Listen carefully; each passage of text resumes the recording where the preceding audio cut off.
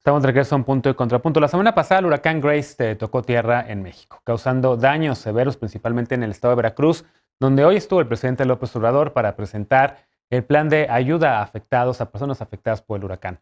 Los resultados se darán a conocer este miércoles. Veamos el contexto.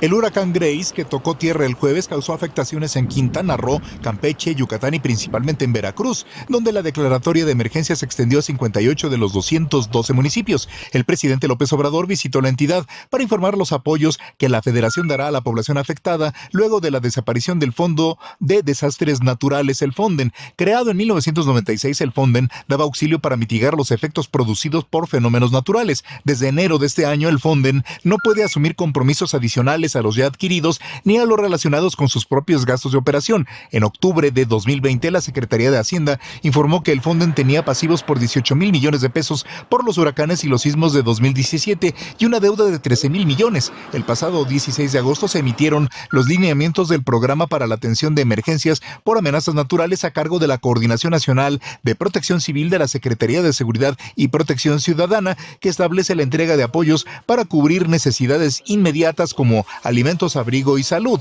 Según estos lineamientos, las entidades afectadas por un fenómeno natural y que emitan una declaratoria de emergencia podrán solicitar a la Federación apoyo inmediato en especie, pero no transferencias económicas. Los lineamientos que deberán seguir quienes emitan una declaratoria de desastre en caso de daño a viviendas y servicios públicos aún no se emiten. Según el acuerdo de abrogación del Fonden, la Secretaría de Hacienda deberá establecer las disposiciones para ejecutar programas y proyectos para atender estos daños. Punto y contrapunto. Segundo tema a discutir esta noche. A ver, Pili, empiezo contigo.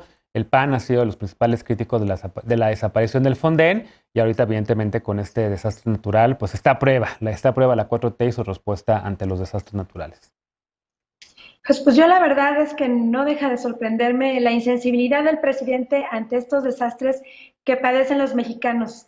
En desgracia, ¿no? Y no es la primera vez que rehúye a hacerles frente, incluso a hablar del tema, y está claro que las malas noticias no le agradan, que voltea al otro lado cuando estas ocurren o estas desgracias ocurren. Sin embargo, en su calidad de jefe de Estado, pues creo que tiene la obligación de asumir el control de la situación y dar respuesta a los hermanos en desgracia.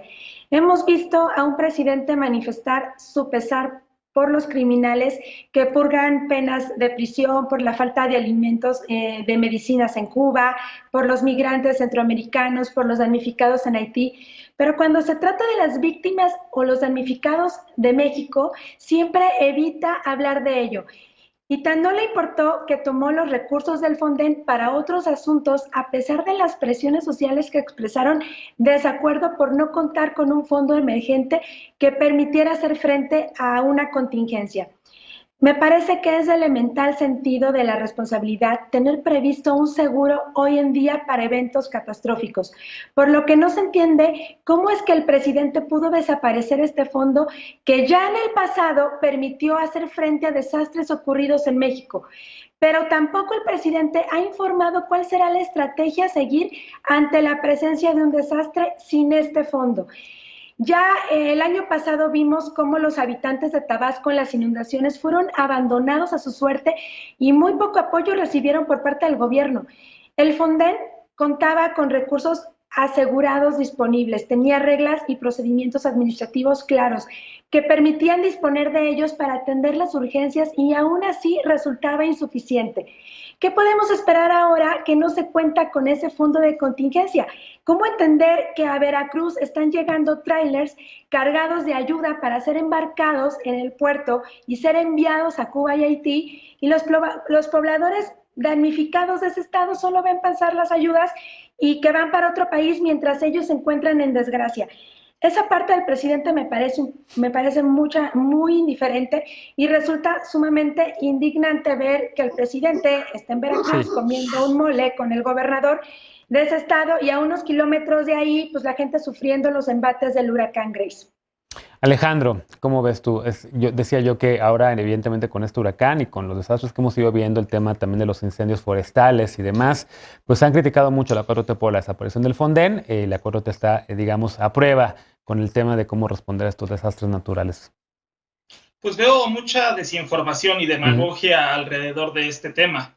Lo primero que hay que decir es que los recursos están plenamente garantizados y la desaparición del fideicomiso es una forma, un cambio en la forma en que se ejercen los recursos, pero ahí están estos recursos, los fondos, no es un tema de forma más que de fondo, porque los fondos ahí van a seguir. Y hay que recordar que el Fonden era un verdadero hoyo negro, una caja chica en la cual se hacían grandes negocios y que los proveedores vendían más caros, hasta 3 veces más caros, los insumos, que estaba ausente de mecanismos efectivos de control y de auditoría, y que quienes estaban a cargo de estos fondos no eran técnicos especialistas en el manejo de, digamos, fondos para cuestiones catastróficas, etcétera, sino políticos, operadores políticos emanados del PRI, y que hacían uso político, electoral y de construcción de clientelas con estos fondos. Me llama mucho la atención la defensa a ultranza de este uso corrupto que se daba en uno de los temas más delicados pues de los asuntos públicos, que es cuando un país enfrenta, digamos, una crisis por fenómenos naturales u otros. Y justo, pues eso habla un poco de la mezquindad de cómo se solían utilizar estos recursos. Ahora, ¿cómo se van a ejercer? ¿Cómo se están ejerciendo en adelante? Se centralizan en la Secretaría de Hacienda, en la Tesorería, y ahí se dispone de estos recursos de una manera mucho más ágil y expedita. Entonces, no nos vayamos con la finta. El hecho de que desaparezca el fideicomiso es un cambio en la forma de ejercer los recursos, pero los recursos están plenamente garantizados y serán más en la medida en que se está combatiendo la corrupción. ¿Cómo lo ves, Aurelien? ¿Coincides con esta lectura? ¿Están garantizados los recursos? ¿Hay más transparencia? ¿Hay más opacidad? ¿Cómo lo ves tú? Yo creo que, bueno, primero hay que tener cuidado diciendo, pues el presidente pues apoya más a las personas de Haití o de Cuba que a los mexicanos. Yo, la verdad, saludo la iniciativa solidaria de México hacia Cuba y hacia Haití, que son países totalmente olvidados y usados por parte de las grandes potencias en el mundo. Y para regresar al tema del Fonden, pues yo creo que estamos en una lógica similar, una lógica radical, autoritaria, que está totalmente fuera de lo que estamos esperando de un gobierno de izquierda responsable, basado en una lógica de buen gobierno y buena administración. ¿Qué quiero decir con eso? Que cuando el presidente ve que hay algo corrupto, que no funciona, acciones de corrupción en un órgano o en una política pública, en vez de analizarla, realizar una evaluación, ver qué funciona y qué no funciona, pues desaparece todo. Así es lo que pasó con el Seguro Popular. Hoy hay personas que siguen con el tema del desabasto de medicinas, ¿no? Especialmente personas que viven con cáncer o personas que viven con VIH. Y yo creo que ahí también un poco lo que comenta Alejandro sobre que hay un cambio en el sistema de cómo se administran esos fondos, pues estamos también con un gobierno que es el gobierno que más adjudicaciones directas ha realizado. Ya no hay licitaciones públicas, ¿no? Entonces, en vez de desaparecerlo, pues tal vez hubiéramos propuesto un esquema con participación de la sociedad civil, con participación de organismos internacionales, con una real fiscalización de lo que está sucediendo y de manera transparente y accesible para ver que esos recursos pues realmente sí lleguen a las personas que más lo necesitan. Y yo diría también que el fondo, este tipo de fondos de desastres, para terminar, pues no son la respuesta única a lo que está sucediendo en materia de desastres naturales. Estamos enfrentándonos en un tema de cambio climático donde pues esas catástrofes nos van a llegar cada vez más seguido y cada vez más fuerte, y el gobierno de México está totalmente reprobado en cuanto a su política ambiental y contra el cambio climático, ¿no? Y eso pues, no lo digo yo, sino los organismos internacionales y los demás países, que incluso México está incurriendo en violaciones internacionales a los tratados internacionales que ratificó en materia ambiental. Bien, y de hecho el reciente reporte del panel de expertos intergubernamental de cambio climático en efecto dice que ahí vienen ya muchos más desastres naturales, que esto es solo el inicio y que ya es irreversible incluso el calentamiento global y que hay que acostumbrarnos y más bien adecuarnos ahora a la vida con estas nuevas condiciones. Veloz, el tema del Fonden. Sí, a ver, yo veo dos cosas interesantes. Y primero es la crisis del Fonden no era tanto El tema era más bien cómo se utilizaban estos recursos y el mal manejo de recursos, si es que se le puede llamar así, porque también uno de los problemas, y Aurelien decía hace un momento, bueno, que se vea por dónde se puede mejorar, era que el dinero desapareció prácticamente sin saber dónde está. 32,000 millones de pesos del FONDEM, no sabemos.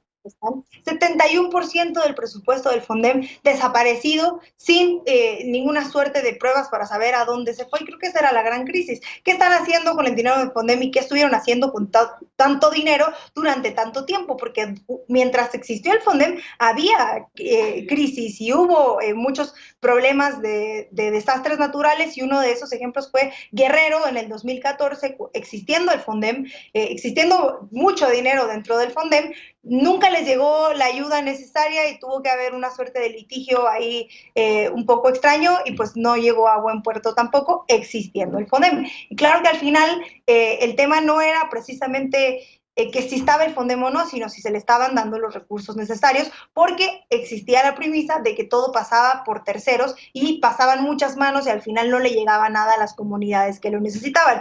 ¿Cómo va a funcionar esto, que es un programa presupuestario? Lo que implica, en principio, es que los estados, que además hay que decir que las entidades federativas tienen la obligación de tener una partida específica para este tipo de temas, para temas de desastres naturales, cuando se vean rebasadas, cuando ya no puedan con esto y digan necesitan ayuda, pues que exista la declaratoria de emergencia y que ahí la Comisión Nacional de Protección Civil, la Coordinación Nacional de Protección Civil, sí, pueda solicitar un dictamen, y después la Dirección General para la Gestión de Riesgos evalúe la solicitud, y al final la Secretaría, al final la Dirección General, igual la Dirección de Recursos Materiales, pueda hacer que lleguen estos recursos a las comunidades sin intermediarios, porque ese es el fin principal del FONDEM, un poco de que desapareciera el FONDEM y de que exista ahora esto.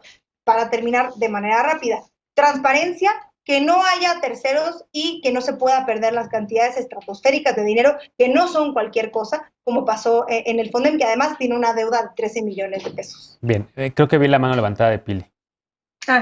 Bueno, yo nada más quiero aclarar que todo el mundo dice que el FONDEM es un pozo de corrupción y demás. Yo no he visto pruebas tangibles de que realmente sea una corrupción.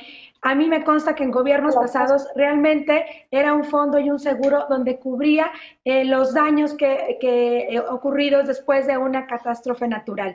Y bueno, en el tema que también estoy de acuerdo con el compañero del Movimiento Ciudadano, que el quitar el FONDEM y quitarlo nada más así y sin tener una estrategia de cómo va a cubrir esa parte de desastres naturales, esa es la parte que también a mí no estoy de acuerdo.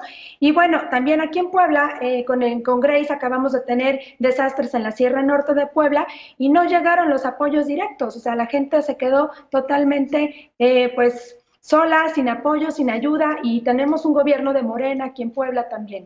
Entonces, bueno, no, ¿dónde está el FONDEM? No está, entonces, pero tampoco hay una estrategia que pueda solucionar esa parte. Bien, ¿quería alguien contestar a Pili o ahí está? Velo rapidísimo, por favor.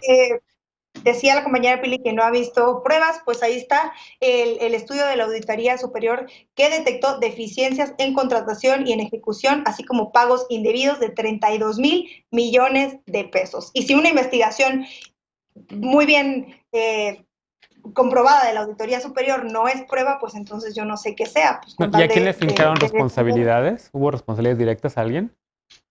Sí, yo no veo que hubieran acusaciones a alguien, o sea, sí supe de ese documento, pero no hubo responsabilidades directas a nadie. A ver, es que hay una constante que ha habido con la 4T, es como siempre este señalamiento, ¿no?, del pasado, pero realmente a la mera hora no acaban atribuyendo las responsabilidades, pues se quedan en el aire y sí son muy buenas las denuncias, pero al final de cuentas no acaban metiendo a nadie o no acaban fincando responsabilidades a algún funcionario o funcionaria del pasado, salvo a Rosario Robles, que ahí está en la prisión, ¿no?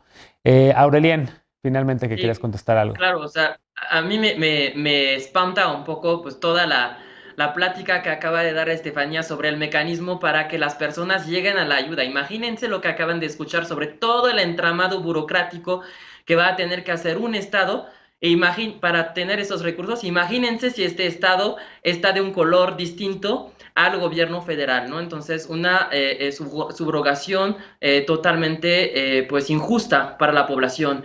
Y la única entidad federativa que realmente pues sí se preocupó por este tema de corrupción en caso de desastres y es de reconocerse es la Ciudad de México, porque hay que recordar que hay varias secretarios prófugos del gabinete del ex jefe de gobierno Mancera por este tipo de acontecimientos. Sin embargo, pues no se desaparecieron esos fondos como tal, ¿no? Hay una reforma, pues se está sumando a la sociedad civil, hay una estrategia de transparencia, junto incluso con participación de organismos internacionales, con organizaciones vecinales, Sí. y eso no se está replicando pues a nivel federal. Bueno, pues tenemos que hacer una pausa porque ya estamos otra vez 2 minutos arriba del tiempo del corte. Regresamos después de esta última pausa para hablar sobre el último líder conocido del cártel de Tijuana, Eduardo Arellano Félix. Llegó a nuestro país, llegó a México, luego de negociar con las autoridades de Estados Unidos una reducción de su pena. Fue trasladado hasta la frontera con México, donde fue detenido por delincuencia organizada. Se reavivarán viejas batallas ante el cártel de Tijuana y el de Sinaloa con este regreso a México. Abre nuevos frentes en el combate al crimen organizado. Regresamos a escuchar y a ver las opiniones de los panelistas y las panelistas de Punto y Contrapunto. No te vayas.